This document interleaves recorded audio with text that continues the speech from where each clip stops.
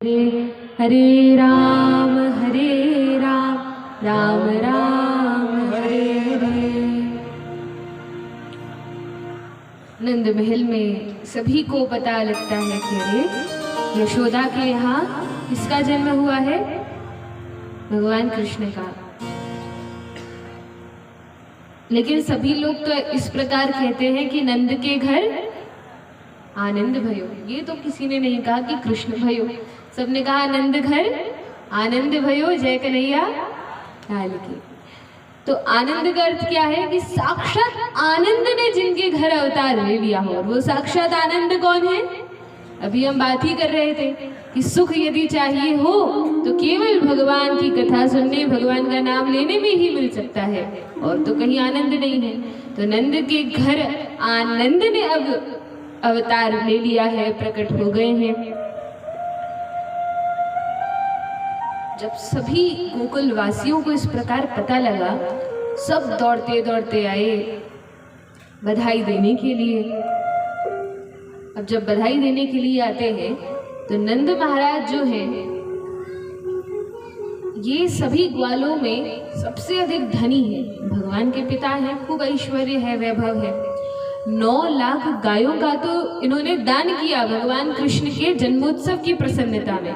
9 लाख गायों का दान किया ब्राह्मणों को, और भी कई वस्तुएं भेंट की। और भागवत में तो वर्णन आता है, नंदो स्मात्मज उत्पन्ने जाता ह्लादौ महामनः। नंद के घर जब आनंद ने जन्म लिया, नंदो स्मात्मज उत्पन्ने जातः आह्लादौ, आह्लाद अर्थात आनंद, जब से आनंद का जन्म हुआ है तो नंद महाराज तो महामन बन गए हैं। अच्छा, महामन का अर्थ क्या है? तो कहा महामन का अर्थ है कि जिसने अपना हृदय खोलकर, जो हृदय से बड़े महान बन गए हैं। आज तो जो भी नंद महाराज के घर आते हैं बधाई देने के लिए, नंद महाराज ने सारी तिजोरियों के ताले खोल दिए। जिसको जो ले जाना है ले जाओ। और व्यक्ति ऐसा कब करता है? जो कुछ है सब ले जाओ, ऐसा कब करता है? जब उसके पास कोई बहुत बड़ा धन आ जाए, तब तो बाकी और जो चीजें वो सब देने के लिए तैयार होता है। तो क्योंकि नंद महाराज को तो साक्षात आनंद की प्राप्ति हो गई, अब उन्हें भौतिक धन में और धान्य में, इन सब में कोई रुचि नहीं रही। तो जिसको जो चाहिए ले जाओ। अब लोगों ने भी बड़ा अच्छा अवसर समझा, तो सारे गोकुलवासी आए और देखा कि नंद महाराज का सब कुछ लुटाने पर तैयार है। तो खूब भर भर के, पहले तो चांदी दिखी तो खूब चांदी भरी टोकरियों में और ले जाने लगे अपने घरों में। तो बहुत चांदी भर भर कर ले जाते हैं। अब हुआ क्या कि जब बहुत सारी गोपियां चांदी भर के ले जा रही थी, तब वहां से कोई दूसरी गोपियों का झुंड आ रहा था और पूछा कि अरे बहन, ये तुम क्या ले जा रही हो? तो कहा, अरे तुम्हें पता नहीं, नंद महाराज आज महामन बने हैं, वो तो उनके घर जो जाता है उस पर सब लुटाने को तैयार है। अच्छा, लेकिन तुम तो मूर्ख बन गई। अरे क्यों? कहा कि तुम तो मूर्ख बन गई। क्यों मूर्ख बन गए? तो कहा कि तुम तो चांदी में ही संतुष्ट हो गई। अरे अरे देखो, हम तो नंद महाराज के घर से इतना सारा सोना लेकर आए हैं। अरे तुम लोग सोना लेकर आए हो? तो चांदी पटकी वहीं पर रास्ते में, सड़क पर, ब्रज की गलियों में, और टोकरी खाली करके चली गई सोना लेने के लिए। अब जब स्वर्ण लेने गई और स्वर्ण लेकर बड़े आनंद से आ रही थी कि खूब सोना लेकर आए हैं, तब और दूसरी गोपियां मिल गई और उन गोपियों ने कहा कि अरे ये क्या ला रही हो? कहा, पहले तो चांदी लाए थे लेकिन अब सोना ला रहे हैं। अरे तुम्हें तो सोना ही दिया। देखो देखो, हम तो नंद महाराज के घर से ये सुंदर बहुमूल्य हीरे लेकर आ रहे हैं। जाओ जाओ, अभी हीरे बन रहे हैं, हीरे लेकर आओ। तब गोपियों ने वहीं पर पटका अपना सोना और चली गई हीरे मोती लेने के लिए। जब हीरे मोती लेने गई तो अन्य गोपी ने पूछा कि अरे एक बात बताओ, क्या तुमने नंद की उस लाला का दर्शन किया है? कहा नहीं, अभी बहुत भीड़ थी, दर्शन तो नहीं मिल पाए। अरे तब तो तुम्हें सचमुच मूर्ख बना दिया गया है। पटको यहीं पर अपना सोना चांदी हीरे मोती, जाओ जाकर एक बार यशोदा के लाला को अपनी गोद में तो लेकर देखो, कितना आनंद मिलेगा। तब तो दौड़ती गई और भगवान को गोद में लेने के लिए विनती करने लगी, और जिस गोपी ने भगवान का स्पर्श मात्र कर लिया, भगवान को अपनी गोद में ले लिया, बस अब कुछ और वस्तु की आवश्यकता नहीं रह गई। जब साक्षात भगवान ही मिल गए हैं तो अब और किस वस्तु की आवश्यकता होगी। और इस प्रकार से गोपियां तो सारी चली आती हैं। इसीलिए गोपियां जब गोपी गीत गाती हैं तो कहती है, जयति तेधिगम जन्मना व्रजः श्रयत इंदिरा शश्वदत्र ही। हे कृष्ण, जब से आपने ब्रज भूमि में जन्म लिया है तब से इंदिरा अर्थात लक्ष्मी जी यहाँ की गली गली में विचरण कर रही हैं। लक्ष्मी जी तो ब्रज की गली गली में घूम रही हैं, लेकिन उन्हें ब्रज में कोई पूछता नहीं है। लक्ष्मी जी को कोई ब्रज में नहीं पूछता, क्योंकि सब किसके भक्त हैं? श्री कृष्ण के भक्त हैं, भगवान कृष्ण के भक्त हैं। तो इस प्रकार से सुंदर वर्णन आता है।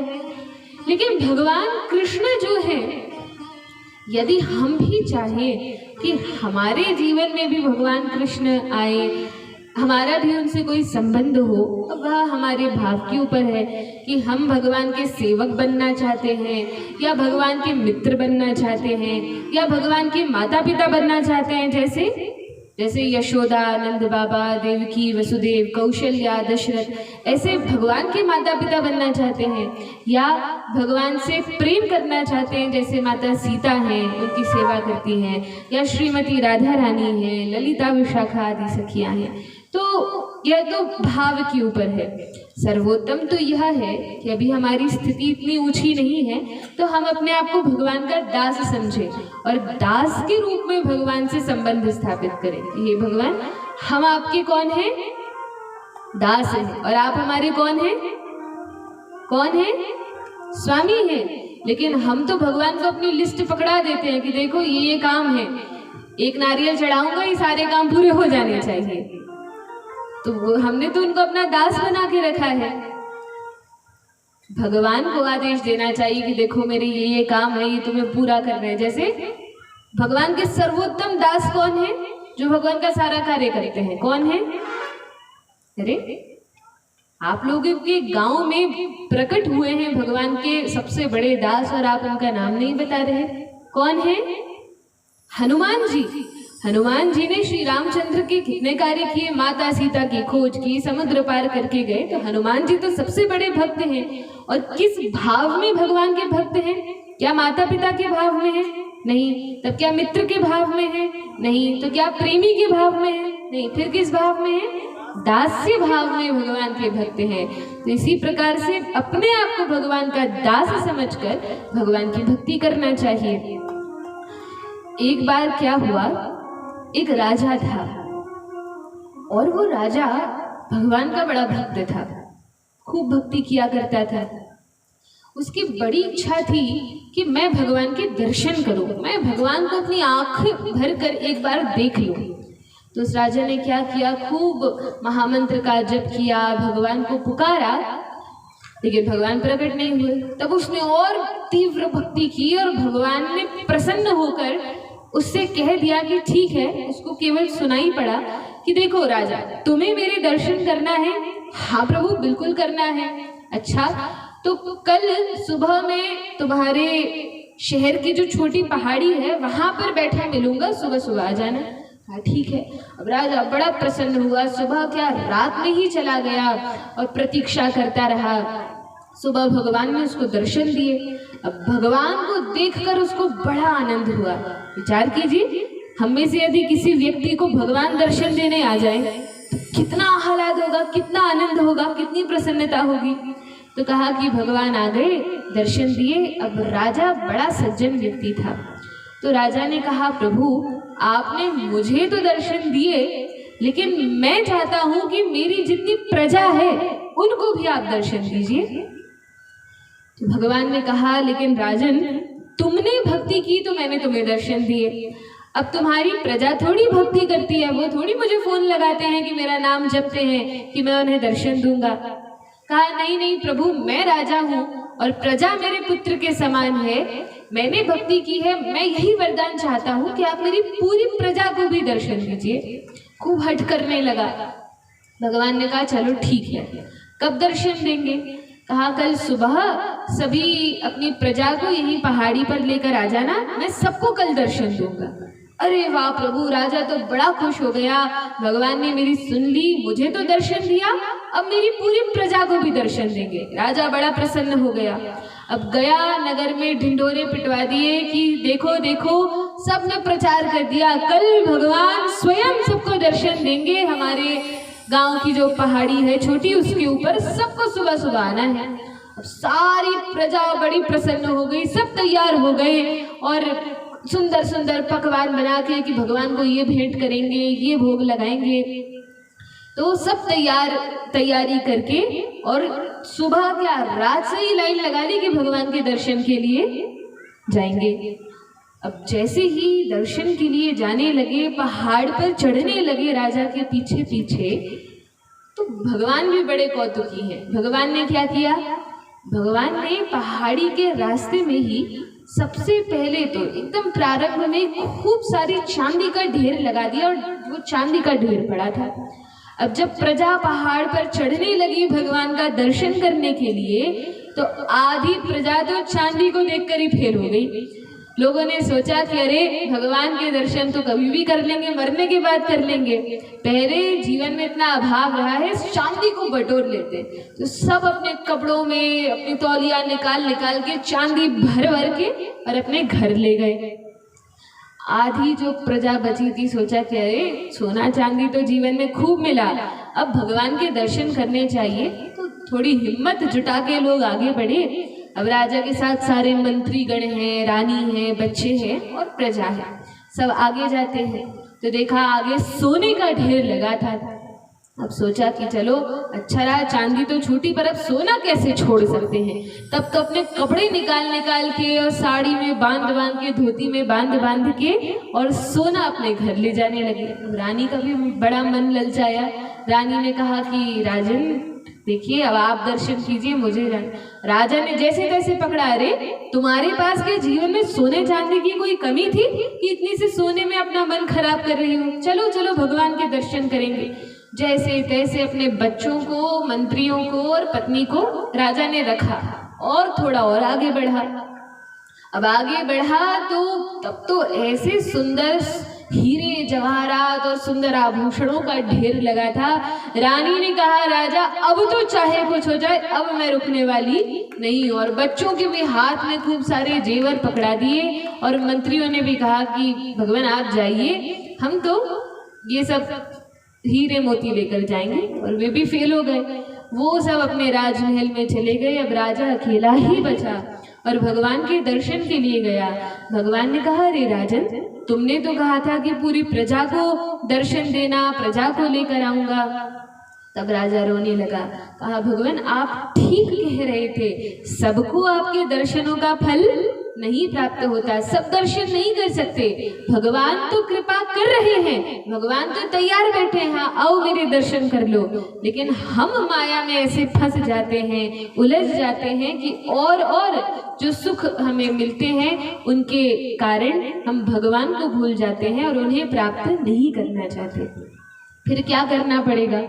तब कहा फिर तो एक ही उपाय है, भगवान के पास यदि हम सीधे जाएंगे कि हे कृष्ण हमें अपनी शरण में ले लीजिए, हम आपके भक्त हैं, दास हैं, हमें स्वीकार कीजिए, तो हो सकता है कि भगवान हमें स्वीकार न करें। हो सकता है कि भगवान हमें स्वीकार न करें। क्यों? क्योंकि भगवान तो देखते हैं, परीक्षण करते हैं कि अरे अभी तो इसमें बहुत काम, क्रोध, लोभ, मोह, मद मत्सर्य है, अभी तो इसमें बहुत अवगुण है, अभी नहीं। फिर हम कहते हैं प्रभु हमें अपनी शरण में ले लीजिए, फिर भगवान हमारी बड़ी परीक्षा करते हैं, फिर कुछ लोभ लालच देते हैं, हम फिर फेल हो जाते हैं। लेकिन एक बड़ा सुंदर उपाय है। कहा वो उपाय यह है कि यदि हम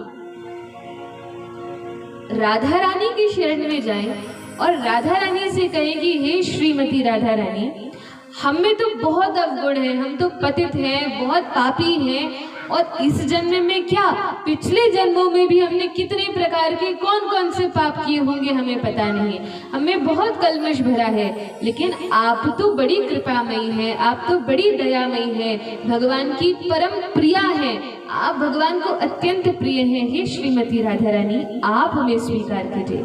और श्रीमती राधा रानी कैसी है? कहा राधा रानी तो माँ के समान है। जैसे जब बच्चा गर्भ से जन्म लेता है तो जन्म लेते ही एकदम स्वच्छ सुंदर नहीं होता, जब जन्म होता ही है तब तो खून से लथपथ होता है और मलमूत्र उसके शरीर में सना रहता है। तब क्या होता है, तब यदि पिता को पकड़ाओ तो पिता कहते हैं अरे नहीं नहीं पहले इसको साफ करो फिर देना।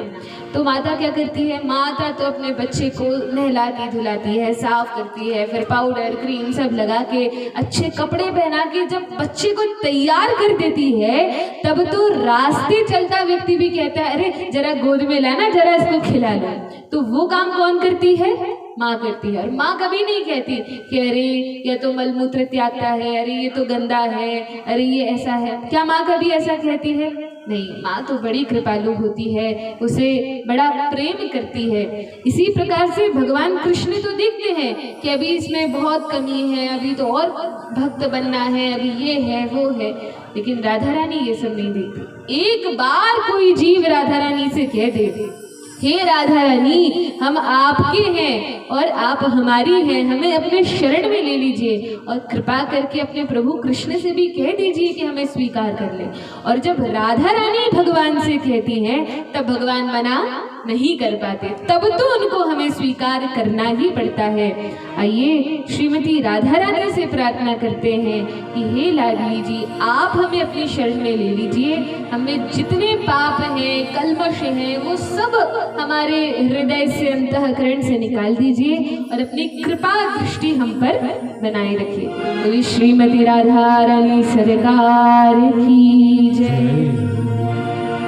एक कोर कृपा की कर दो लाडली श्री राधे, एक कोर कृपा की कर दो लाडली श्री राधे, एक कोर कृपा की कर दो स्वामिनी श्री राधे, एक कोर कृपा की कर दो स्वामिनी श्री राधे, एक कोर कृपा की कर दो लाडली श्री राधे, एक कोर कृपा की कर दो लाडली श्री राधे, लाडली श्री राधे, लाडली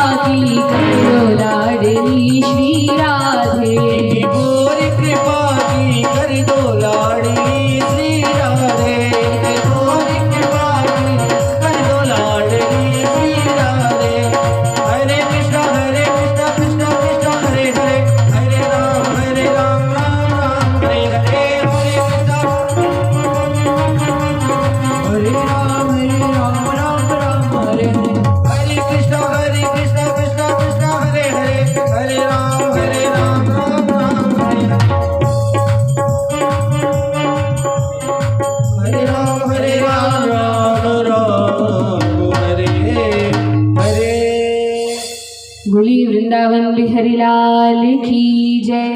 श्री श्री राधा रास बिहारी लाल की जय। हरे कृष्णा कृष्णा कृष्णा हरे हरे, हरे राम राम हरे हरे। सभी लोगों को हरे कृष्ण महामंत्र याद हो गया? हो गया।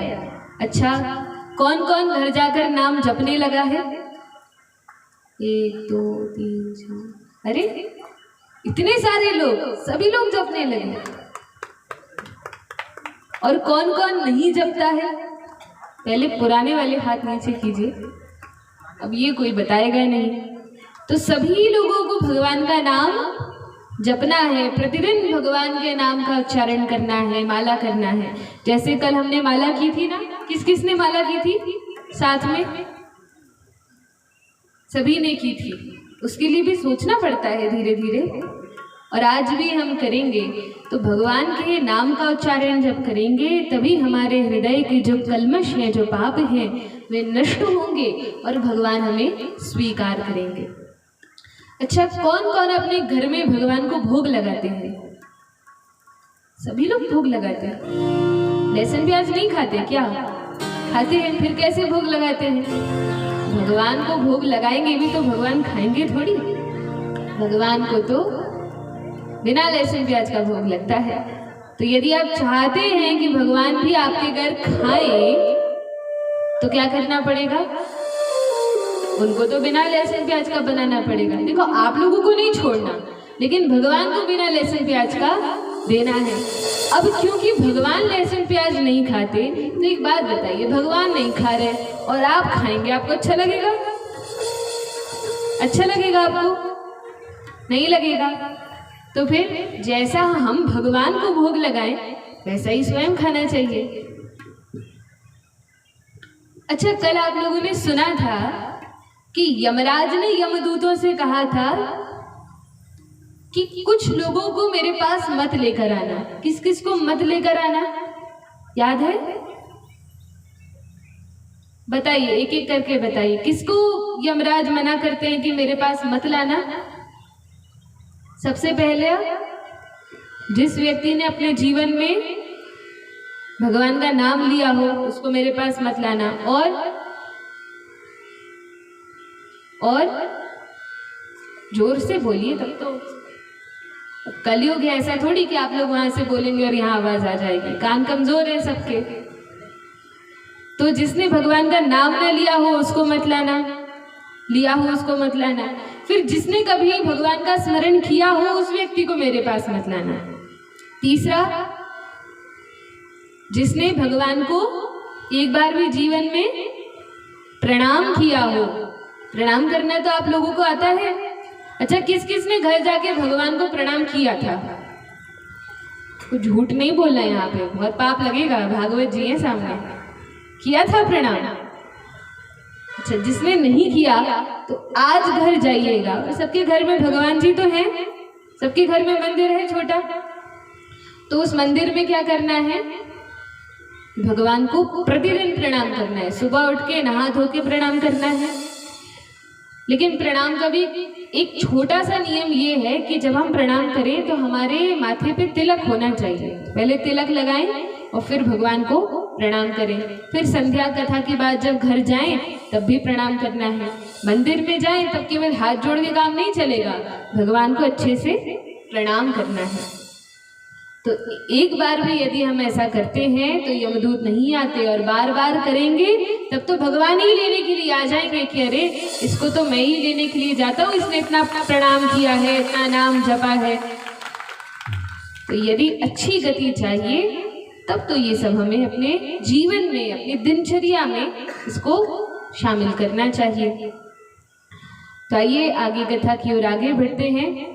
भगवान का प्राकट्य तो हुआ, ब्रज में खूब आनंद हुआ, लेकिन कंस वहां मथुरा में योजना बना रहा है कि किस प्रकार से जिस भी बालक ने, जो भी देवकी का 8वां गर्भ है, मुझे मारने के लिए जिसका जन्म हुआ है, उसको मैं जीवित नहीं रहने दूंगा, उसको मैं मार कर रहूंगा। तब कंस ने क्या किया, कंस अपने मंत्रियों के साथ विचार कर रहा था क्या किया जाए, क्या किया जाए। तब एक मंत्री ने कहा कि अरे महाराज, वो अघासुर की बहन है ना पूतना, अघासुर बकासुर की, वो पूतना तो आपको भाई मानती है, अब वो किस काम आएगी, उसे बुला लीजिए। कहा ठीक है। अब ये पूतना कौन है, तो कहा ये पूतना बाल घातनी खेचरी है। खेचरी का अर्थ क्या है, खे अर्थात आकाश मार्ग से उड़ने वाली है पूतना है, और मांस खाती है। कैसा मांस खाती है, कहा जो छोटे छोटे बच्चे होते हैं उन बच्चों को मारकर खाने वाली यह पूतना है। बड़ी भयानक राक्षसी है, असुरनी है। कंस ने बुला लिया इसको और कहा कि पूतना देखो, एक काम है कि एक छोटा बच्चा है, उसको मारना है, क्या तुम मार सकोगी? हाँ भैया बिल्कुल मार सकती हूँ। अच्छा कैसे?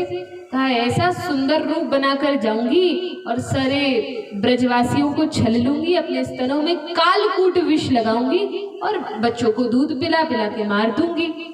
अच्छा ये कालकूट विष कैसा होता है? कहा ऐसा भयानक विष होता है कि व्यक्ति पीने से नहीं, खाने पीने से नहीं, केवल सूंघने मात्र से मर जाए, इतना भयानक विष। और उसमें से भी छोटे बालक वो तो और शीघ्र मर जाते हैं। तो बड़ा भयानक विष लगाकर यह पूतना आती है। कंस कई सैनिकों को भी भेजता है, सैनिकों को भेजा कि जितने भी 15-20 दिन के बालक हो उन सभी को मार दो। और तब पूतना को भी भेजा कि जितने ब्रज में छोटे छोटे बालक हैं सबको जहर पिला पिला कर विष पान कराकर तुम मार डालो। पूतना ने कहा ठीक है। अब पूतना तो आकाश मार्ग से उड़ती हुई मथुरा से कहाँ आई, गोकुल में। और गोकुल में जब आती है तो बड़ा सुंदर रूप बना लिया, ऐसा कि मानो कोई देवी हो, कोई लक्ष्मी या सरस्वती, ब्रह्माणी, रुद्राणी, इंद्राणी, ऐसी सुंदर कोई नारी हो, बड़ा सुंदर वेश बना लिया अपनी माया से। और तब ब्रजवासियों से पूछने लगी यहाँ कहीं किसी बालक का जन्म हुआ है? अब लोगों ने सोचा कोई बड़ी देवी है, स्वर्ग से आई है, छोटे छोटे बच्चों को आशीर्वाद देती होगी। तो सबने सोचा कि बालक तो बहुत है ब्रज में, लेकिन सबसे पहले तो हमारे प्रिय यशोदा नंदन के पास भेजना चाहिए, यशोदा के लाल के पास भेजना चाहिए। भगवान ने भी मन ही मन विचार किया कि भगवान बिल्कुल छोटे से हैं, 5-6 दिनों के। और भगवान ने सोचा कि कंस कौन है भगवान के, कौन है, मामा है। अब कंस की बहन भगवान की कौन हुई, मौसी हुई। तो भगवान ने कहा कि पूतना मौसी आ रही है और ये पूतना मौसी और छोटे छोटे ब्रज के बच्चों को मारेंगी विष पिला पिला के, तो मैं जब बड़ा हो जाऊंगा किसके साथ खेलूंगा? मेरे सारे जो मित्र हैं उनको तो ये पूतना मार देगी। तब भगवान ने क्या किया, भगवान ने, क्योंकि भगवान का नाम है कृष्ण और कृष्ण का अर्थ है जो सभी को अपनी ओर आकर्षित करे, भगवान ने कहा सबसे पहले उनको यहीं बुला लेता हूँ, यहीं से उनका उद्धार कर दूंगा, किसी और के पास जा ही नहीं पाएंगे। तो भगवान ने प्रेरणा दी और ये पूतना नंद महल की ओर आने लगी। लोगों ने कहा अरे अरे आपको छोटे बच्चे के पास जाना है, यहाँ से सीधे चले जाइए, नंद बाबा का महल है, वहाँ पे एक नहीं 2-2 बालक हैं, दोनों को आशीर्वाद देना। पूतना ने कहा ठीक है। और ये पूतना तो आ गई नंद महल में। यशोदा मैया और रोहिणी मैया भगवान को बड़े प्रेम से खिला रही थी, प्रेम कर रही थी, खूब लाड़ कर रही थी। इतने में जो देखा अपना सिर उठा के कि बड़ी सुंदर यह पूतना आई है, यशोदा मैया भगवान को खिलाना भूल गई, खेल खिलौनों से खिला रही थी वो भूल गई और उस पूतना को निहारने लगी। अब जब पूतना को निहारती हैं तो होता क्या है कि हमारे जीवन में जब भगवान से दृष्टि हटती है तो दुर्घटना घटती है, दृष्टि हटी दुर्घटना घटी। अब यशोदा मैया ने क्या किया, दृष्टि हटी, भगवान से दृष्टि हटा ली और अब दुर्घटना घटने वाली है। क्या होने वाला है, अब पूतना ने भगवान को तो अपनी गोद में ले लिया और यशोदा मैया रोहिणी मैया कुछ खिलाने पिलाने की तैयारी करने रसोई में चली गई। और यहाँ पूतना ने जो भगवान को स्तनपान कराना प्रारंभ किया तो भगवान ने पूतना मौसी की गोद में आते ही अपनी आंखें बंद कर ली। क्या किया भगवान ने, आंखें बंद कर ली। अब देखिए, कोई छोटा बालक है, आंखें बंद कर ली तो बड़ी बात नहीं है, लेकिन भगवान कोई भी लीला करते हैं तो उसके पीछे बड़ा भारी रहस्य होता है। अब जब भगवान ने अपनी आंखें बंद की तो कई आचार्यगण टिप्पणी देते हैं कि आंखें क्यों बंद की। कुछ आचार्य लिखते हैं कि भगवान ने आंखें इसलिए बंद कर ली क्योंकि भगवान ने सोचा कि अरे मैंने यहाँ ब्रज में जन्म लिया है ताकि मैं खूब दूध दही माखन खाऊंगा, और ये पूतना मौसी तो आते ही मुझे जहर पिला रही हैं। तो भगवान ने अपनी आंखें बंद कर ली और बंद करके भगवान शंकर का आवाहन किया कि हे महादेव, आप तो नीलकंठ हैं, आप तो वैसे भी विष का पान करते हैं और आपको तो विष पान करने से कुछ होता नहीं है, तो एक काम कीजिए, विष आप पी लीजिए और जो दूध है वो मैं पी लूंगा। इसलिए भगवान अपनी आंखें क्या करते हैं, बंद कर लेते हैं। फिर कुछ आचार्यों ने कहा कि भगवान ने अपनी आंख इसलिए बंद कर ली कि ये जो पूतना है ये वास्तव में कौन है, देवी है कि राक्षसी है? राक्षसी है। तो भगवान ने सोचा कि यदि मेरी दृष्टि इस पूतना पे पड़ गई तो इसका ये नकली रूप रहने वाला नहीं है, इसका तो असली रूप सामने आ जाएगा, और जो इसका असली रूप सामने आया तो इतनी खतरनाक और भयानक ये पूतना लगती है कि मैया यशोदा और रोहिणी ने यदि इसको देख लिया तो बेचारी यही बेहोश होके गिर जाएंगी मेरी मैया। तो भगवान ने अपनी आंखें बंद कर ली कि इसका ढोंग चलता रहे, मैं देख नहीं रहा, इस प्रकार से। फिर कुछ आचार्यों ने लिखा कि आंखें इसलिए बंद कर ली क्योंकि आई तो है दूध पिलाने के लिए, लेकिन ऐसी सज धज के आई है जैसे कोई पत्नी हो। भगवान ने कहा ये अच्छी स्त्री नहीं है, इसका तो मुख देखना भी ठीक नहीं है, तो भगवान ने अपनी आंखें बंद कर ली। तो कई आचार्यों ने कई टिप्पणी की है कि आंखें क्यों बंद की। जो भी हो, भगवान अपने नेत्रों को बंद तो कर लेते हैं और सबसे पहले तो सारा जहर पी लेते हैं, फिर सारा दूध पी लेते हैं और तब पूतना के प्राणों को भगवान चूसने लगते हैं। और पूतना को ऐसा भयंकर कष्ट होता है, छोटे से बालक हैं लेकिन पूतना के मानो प्राणों को भगवान हर रहे हैं। तब पूतना कष्ट के कारण अपने वास्तविक स्वरूप में आ जाती है। अब ये पूतना 12 कोस की लंबी चौड़ी ये पूतना है और बड़ा विशाल रूप धारण कर लेती है। भगवान ने सोचा यदि घर में ही 12 कोस की बन गई तब तो हमारा घर ही टूट जाएगा, तो भगवान पहले तो बाहर ले जाते हैं और तब आकाश में बड़ा भारी रूप ये पूतना धारण करती है। भगवान उसके प्राणों को चूसते जाते हैं, पूतना गिर जाती है। भगवान उसके स्तनों पर छोटे से भगवान और बड़ी सी पूतना है वह तो गिर गई। और तब रोहिणी मैया यशोदा मैया को पता चला, अरे अरे ये तो राक्षसी है, सब दौड़ती भागती आती हैं। मैया तो बेहोश हो जाती हैं। गोपियों ने देखा कि पूतना मर गई है, तब उसके शरीर पर सीढ़ी लगानी पड़ी, उस पर चढ़कर भगवान को लेकर आती हैं। खूब स्वस्ति वाचन किया गया, गाय की पूंछ से झाड़ा गया, भगवान का अभिषेक किया गया दूध दही घी से, और इस प्रकार से भगवान को ये लेकर आते हैं। बोलिए भक्तवत्सल भगवान की जय। लेकिन भगवान इतने दयालु हैं कि जो पूतना उन्हें मारने के लिए आई थी, सुखदेव जी लिखते हैं, अहो बकीयम स्तन कालकूटम जिघाम सयापा यदप्य साध्वी लेभे गतिम धातृचिताम ततोन्यम कम वा दयालुम शरणम व्रजेम। जो पूतना मारने के लिए आई थी उसे भी भगवान ने अपनी माता की गति प्रदान कर दी। मरने के बाद वो पूतना भगवान के धाम में जाके भगवान की माता के रूप में लीला में सम्मिलित होती है। इस प्रकार से भगवान बड़े दयालु हैं, बड़े कृपालु हैं और ब्रज में लीला होती है।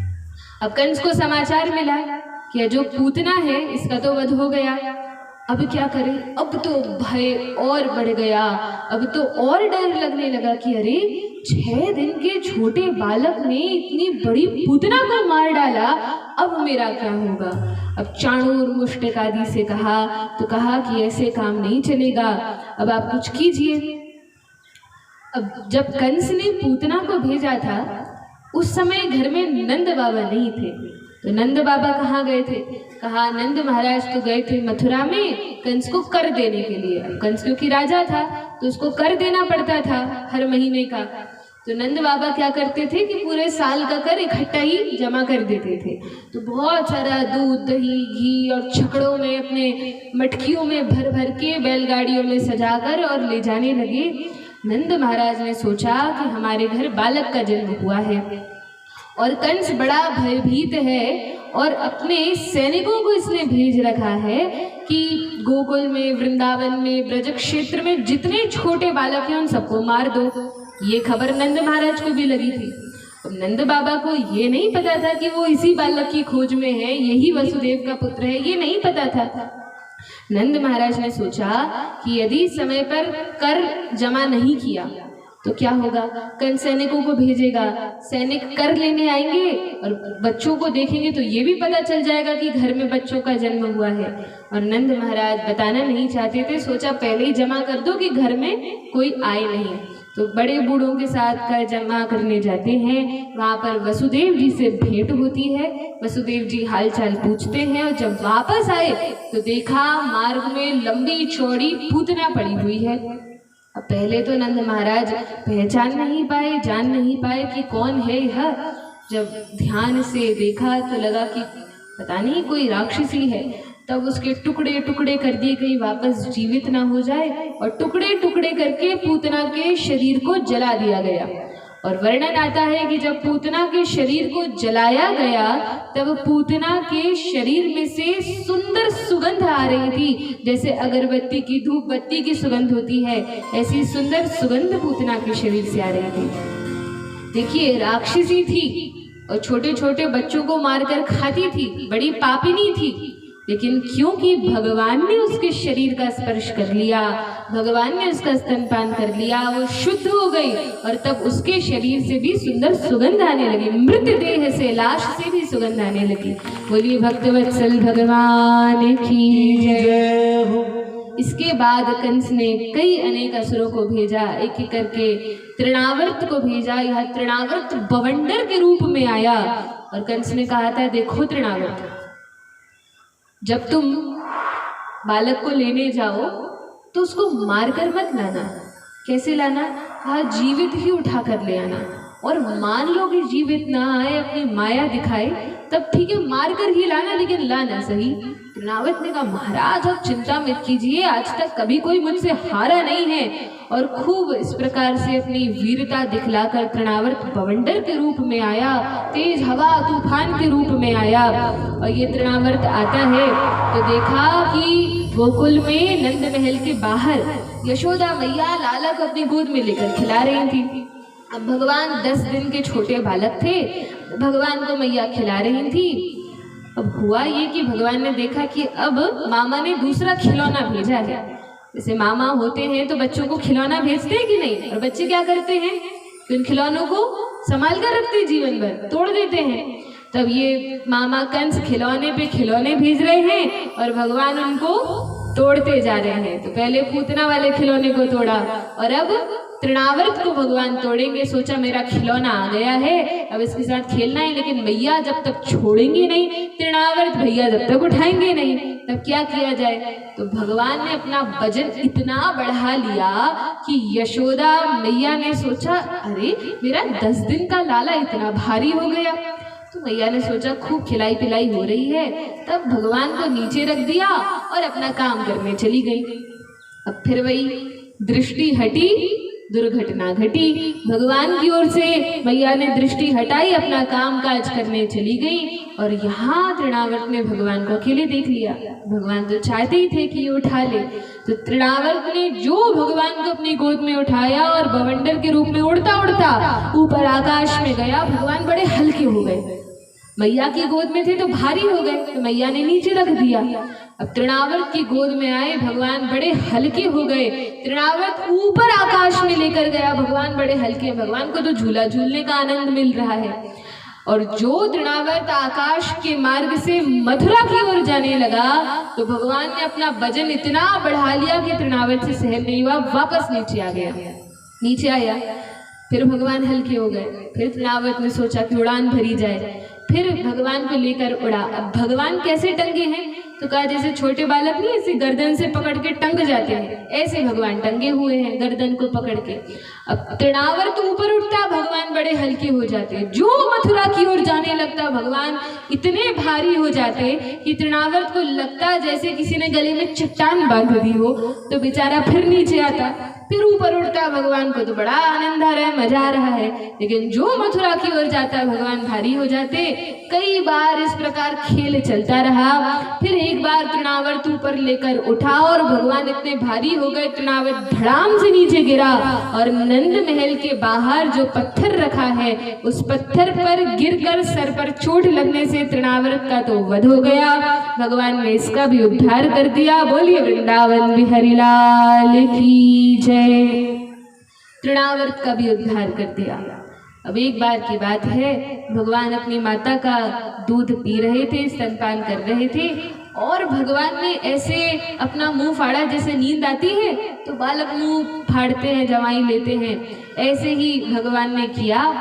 और यशोदा मैया को 2 बार भगवान ने अपनी लीला में, बाल लीला में विराट रूप का दर्शन कराया। भगवान अपना मुंह फाड़ते हैं और यशोदा मैया देखती है, अरे इसके मुख में तो सारा ब्रह्मांड है, इसके मुख में तो मुझे सूर्य, चंद्रमा, तारे, नक्षत्रगण और उसमें भी पृथ्वी लोक, और पृथ्वी के भी अंदर भारतवर्ष, भारतवर्ष में भी ब्रजमंडल, ब्रज के अंदर गोकुल, गोकुल के अंदर नंद महल, और उसमें यशोदा मैया भगवान को गोद में लेकर खिला रही हैं, ये तक भगवान के मुख में दिख गया। मैया तो चकरा गई, अरे अरे कहीं मेरा बालक भगवान तो नहीं है। ये जो भक्त होते हैं ना वृंदावन के, ये कभी कृष्ण को भगवान मानने को तैयार नहीं होते, ये भगवान नहीं मानते, और भगवान भी नहीं चाहते कि ये लोग भगवान को भगवान समझे। क्यों? क्योंकि यदि धोखे से कभी किसी वृंदावन के भक्त ने ये समझ लिया कि ये हमारा लाला नहीं, ये तो भगवान है, ये हमारे प्रेमी नहीं, ये तो भगवान है, ये हमारे मित्र नहीं, ये तो भगवान है, तब क्या करेंगे कि जितने प्रेम से अभी खिलाते पिलाते खेलते कूदते हैं वो सब बंद हो जाएगा। और क्या होगा कि घर में एक छोटी सी अलमारी में भगवान को लाकर रख देंगे, और दिन भर में एक जरा सी कटोरी में, दुकान में जो सबसे छोटी कटोरी होती है उसको ढूंढ कर लाएंगे, और उसमें 2 बूंद तो मक्खन और थोड़ी सी चीनी या मिश्री मिलाकर रख देंगे, तुलसी डाल के, लो भगवान खा लो। और भगवान उस अलमारी में दिन रात टंगे रहेंगे, कोई उनको देखेगा भी नहीं, एक बार अगरबत्ती उतार देंगे, बस हो गया काम। तो भगवान नहीं चाहते कि लोग भगवान माने। इससे अच्छा तो भगवान को अपना मित्र समझे, या स्वामी समझे, या माता पिता समझे, या बालक समझे, उसमें आनंद है। भैया इतनी शक्कर भगवान को खिलाते हो, भगवान को डायबिटीज हो जाएगी, पहले ही बता रहे हैं, फिर महंगी महंगी दवाई खिलानी पड़ेगी। इससे अच्छा कि जो भी हम स्वयं खाते हैं, रोटी सब्जी दाल चावल, करना क्या है, बस लहसुन प्याज नहीं डालना, और खूब प्रेम से भगवान को भी पवाओ, खूब प्रेम से स्वयं भी खाओ। भगवान को जब भोग लगता है तब वो भोजन और स्वादिष्ट बन जाता है। कभी मंदिर का भोजन खाया है?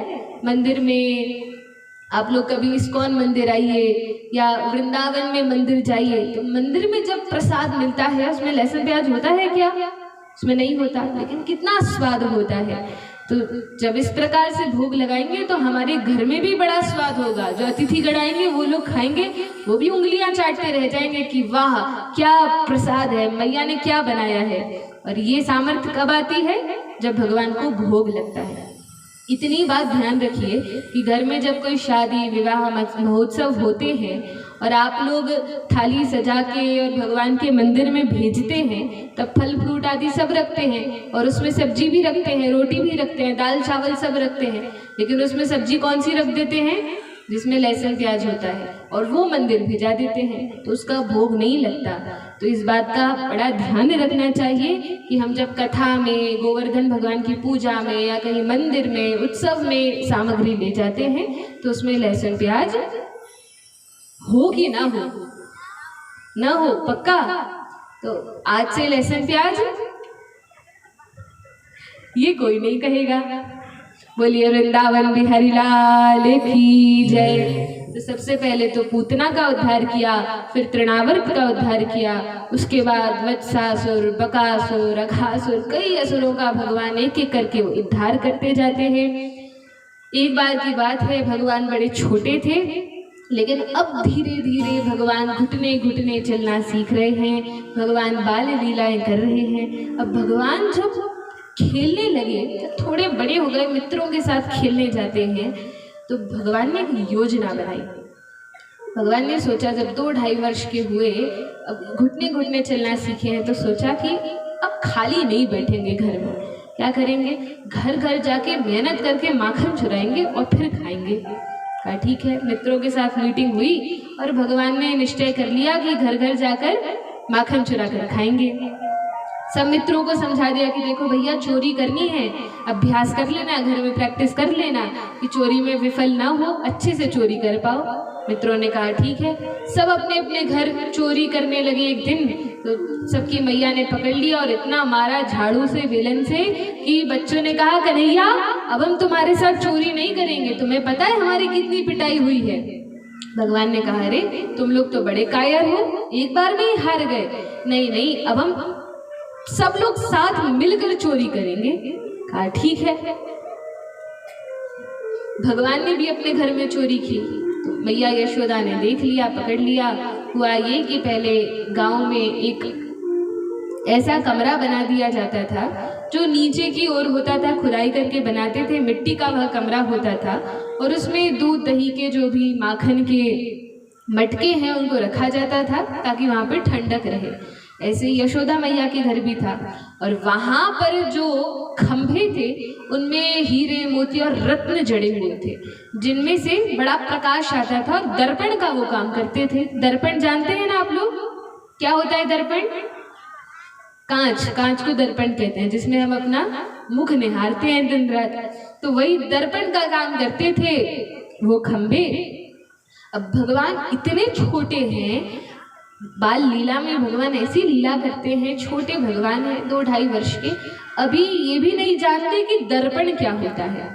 तो हुआ ये कि भगवान ने चोरी की प्रैक्टिस की, और भगवान ने जो मटके रखे थे उनका ढक्कन हटाया, उसमें से एक माखन का गोला निकाला, और खाने ही वाले थे कि सामने जो खंबा था उस पर जो मोती लगे थे, हीरे मोती जड़े थे, वो कांच का काम कर रहे थे। और भगवान को कौन दिखा? स्वयं अपनी ही छवि दिखी, हाथ में माखन रखे हुए। तो भगवान विचार में पड़ गए, अरे यहाँ तो कोई नहीं था, ये कौन सा बालक आ गया जो माखन अपने हाथ में लेके बैठा है, बड़ा सुंदर लग रहा है, तो नीलमणि के समान सुंदर है। तो भगवान ने पूछ लिया, अरे भैया तुम कौन हो? जब ऐसे कहा तो देखते हैं कि उसके मुंह से भी वैसे ही निकल रहा है, अरे भैया तुम कौन हो? भगवान ने कहा ये तो बड़ा छल रहा है, जैसा मैं बोल रहा हूँ वैसे ही मेरे साथ बात कर रहा है। भगवान ने थोड़ा दिमाग लगाया तो सोचा कि मैया बड़ी चतुर हो गई है, लगता है मैया ने यहाँ किसी बालक को रखवाली के लिए, चौकीदारी के लिए रख रखा होगा कि कोई आकर यहाँ पे चुराए नहीं। तो भगवान ने कहा धीरे से कि देख भैया, तुझे जितना माखन खाना हो तू खा लेना, घर मेरा ही है, लेकिन मैया से मत कहना कि मैंने माखन चुराया है। अब जैसा भगवान कहे वैसे ही वो बालक कहे। और रोहिणी मैया, यशोदा मैया और बड़ी बूढ़ी जो गोपियां हैं द्वार पर खड़ी होकर सब देख रही थी। अब मैया यशोदा तो खूब हंसे जा रही हैं कि अरे कैसा मूर्ख है, ये भी नहीं जानता कि दर्पण क्या होता है। तब मैया धीरे धीरे आई और भगवान को पकड़ लिया। अब भगवान घबरा गए, कहा अरे मैया ये देखो कौन बालक है, आपके घर चोरी कर रहा था, वो तो मैंने इसको रंगे हाथ पकड़ लिया। मैया ने कहा कौन बालक है? कहा ये देखो ये खंबे में। मैया ने कहा ये तो तू ही है, तू चोरी कर रहा था। चोरी करना किसने सिखाया? कहा नहीं नहीं मैया, मैं चोरी नहीं कर रहा था। अरे ये चोरी ही तो है, चुपके चुपके आना और फिर माखन निकाल के खाना और फिर डरना, यही तो चोरी होती है। हाँ मैया एक बात बताओ, अब भगवान बात घुमा रहे हैं, मैया एक बात बताओ, ये बालक कौन है? कहा अरे कन्हैया ये तो तू ही है। अरे मैं कैसे? तब मैया ने समझाया, अरे कन्हैया ये दर्पण है और दर्पण में हमें अपना प्रतिबिंब दिखता है। अच्छा मैया दर्पण ऐसा होता है? हाँ। तब भगवान ने कहा कि मैया देखो डांटना मत, मैं चोरी नहीं कर रहा था। अब आप ही बताओ, अपने घर में कोई सामान निकाल के खाना चोरी होती है क्या? मैया ने कहा बिल्कुल नहीं होती। लेकिन क्या मैं तुझे खाने के लिए देती नहीं जो तुझे चोरी करना पड़ा? भगवान ने मनी मन सोचा, अरे बात तो ऐसी है कि हमें चोरी की प्रैक्टिस करना है, फिर घर घर में जाके चोरी करना है, मैया से क्या कहें। कहा कोई बात नहीं मैया, कोई बात नहीं। और फिर मैया भगवान को लेकर जाती हैं। अगले दिन जब सब मित्र इकट्ठे होते हैं, सबने अपना अपना अनुभव बताया चोरी का, तो सब तो खूब पिट पिट कर आए थे। और भगवान ने कहा कि देखो कोई बात नहीं, अभी हम लोगों ने अकेले चोरी की थी तो हम हार गए, अब सब मिलकर एक साथ ब्रज के गांव में घरों में चोरी करेंगे, कोई हमें नहीं पकड़ सकता। तब भगवान मित्रों के साथ चोरी करने जाते हैं और ब्रज क्षेत्र में प्रसिद्ध हो जाते हैं। भगवान किस नाम से प्रसिद्ध हो जाते हैं? माखन चोर के नाम से भगवान की प्रसिद्धि हो गई। और बिल्व मंगल ठाकुर लिखते हैं कि ब्रज में बड़े प्रसिद्ध एक चोर है जिनका नाम है माखन चोर। तो कहते हैं व्रजे प्रसिद्धम नवनीत चोरम, व्रज में माखन, नवनीत अर्थात माखन चुराने वाले ये चोर बड़े प्रसिद्ध हो गए हैं। अब देखिए आपको क्या लगता है भगवान क्यों माखन चुराते होंगे घर जा जाकर? उनकी मैया तो उन्हें खूब देती थी, उनके घर तो बहुत गायें थी, फिर क्यों भगवान माखन चुराते थे?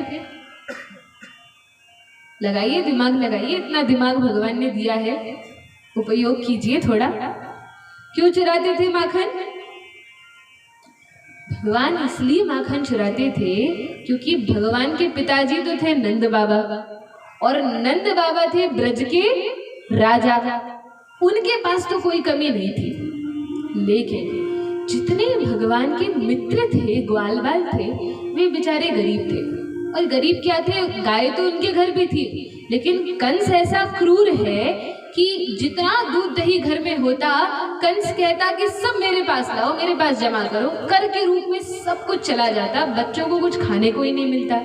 तो भगवान को बड़ा क्रोध हुआ। भगवान ने कहा अरे हमारी मैया मेहनत से माखन निकालती हैं और इन मैया के बच्चे ही नहीं खा पाते, उस कंस दुष्ट के पास भेजना पड़ता है।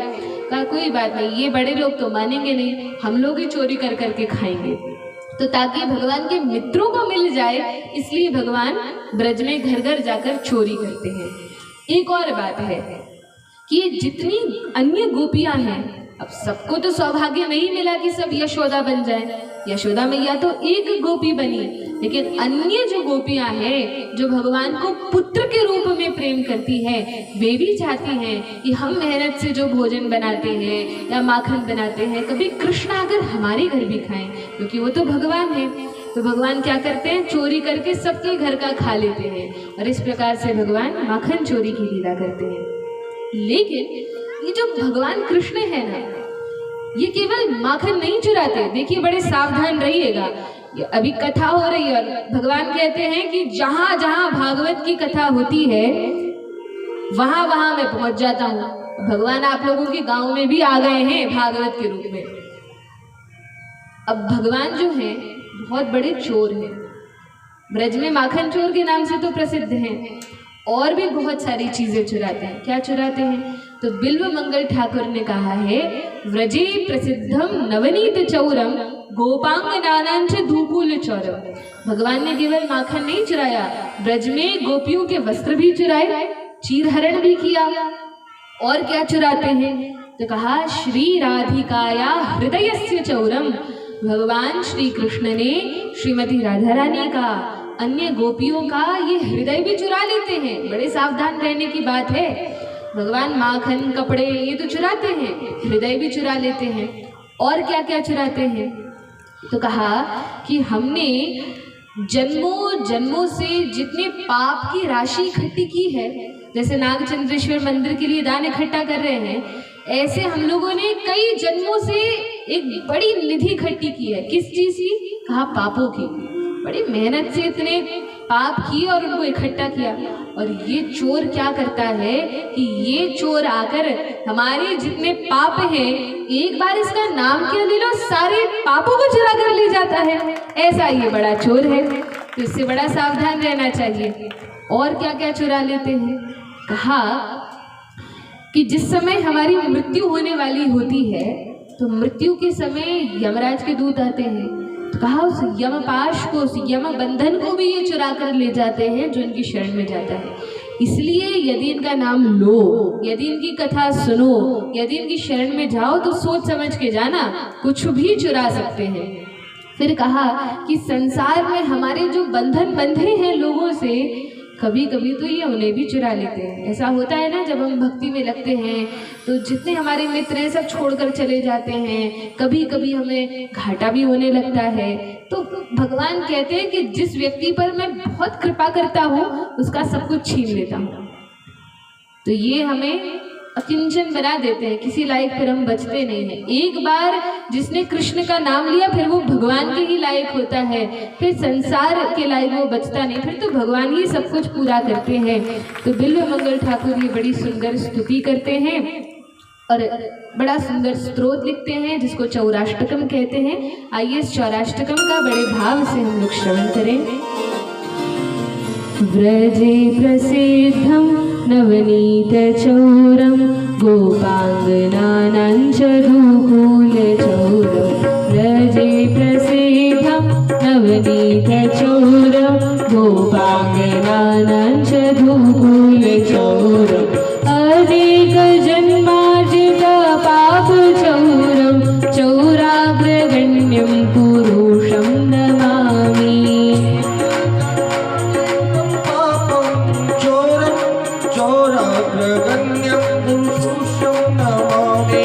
श्रीराधिकाया हृदयस्य चौरं नवाम्बुदश्यामलकान्तिचौरं।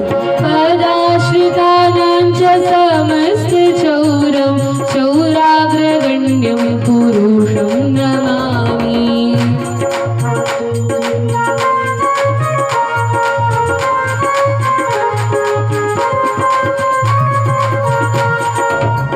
अकिञ्चनीकृत्य पदाश्रितं यः करोति भिक्षुं पथिगे हरिः। केनाप्यहो भीषणचौरैः दृष्टः श्रुतो वा न जगत्त्रयेऽपि।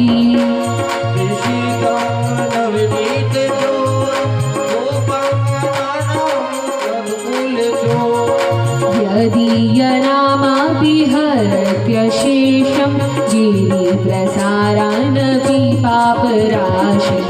आश्चर्यरूपो ननु चौरैः दृष्टः श्रुतो वा न मया कदापि।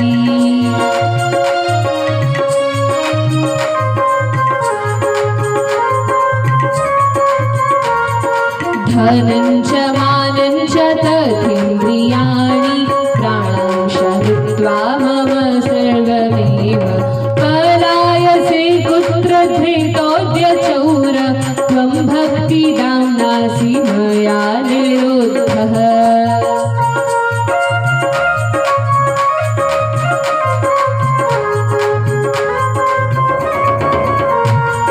क्षीणसि घोरं यमपाशबन्धं धीनसि धीमं भवपाशबन्धं। क्षीणसि सर्वस्य समस्तबन्धं नैवात्मनो भक्तकृतं तु बन्धम्।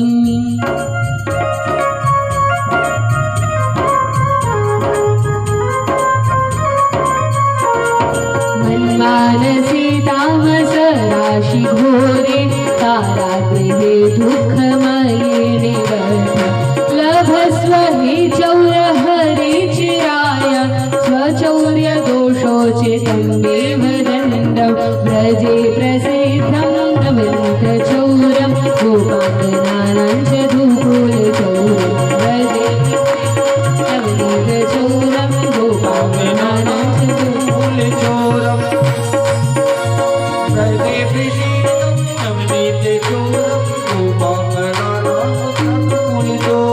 बोलिए माखन चोर भगवान की जय। हरे कृष्णा कृष्णा कृष्णा हरे हरे, हरे राम राम राम हरे हरे।